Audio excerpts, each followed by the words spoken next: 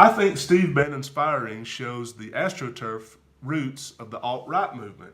Now keep in mind, Steve Bannon was supposedly the big crazy boogeyman guy that all the liberals were afraid of. Oh, if only Trump doesn't listen to him, we'll be okay. As long as he listens to the moderate voices like Ivanka Trump and Jared Kushner, people that I think have been incredibly exposed as Russian traitors and treason and limousine liberals to the extent that they were never really liberal. They just wanted to go to the galas and have the famous celebrity friends and hang out with Chelsea Clinton, but they never really had those values deep down. They don't care about anything but their own bottom line and their image and all that stuff.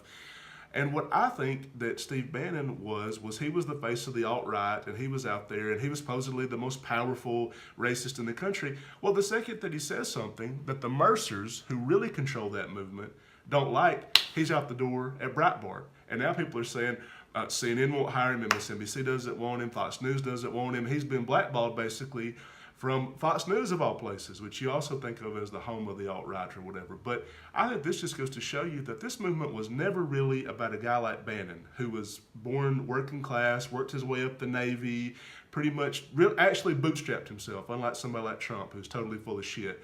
Okay, this is AstroTurf.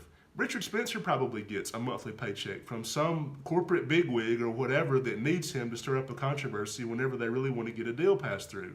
Okay, Breitbart, it was a platform for ultra right-wing corporate views, and they used that sizzle, that sex, race, religion, all that stuff to distract people enough to not notice, hey, how come this tax cut benefits everybody but me? Don't pay attention to that. Over here, we're talking about immigrants from Norway versus Africa.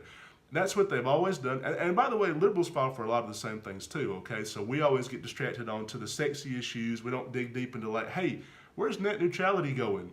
You know, why is this tax cut coming through? Why is the student loan relief program going away? Why is everything in America getting better for billionaires and corporate interest and worse for us?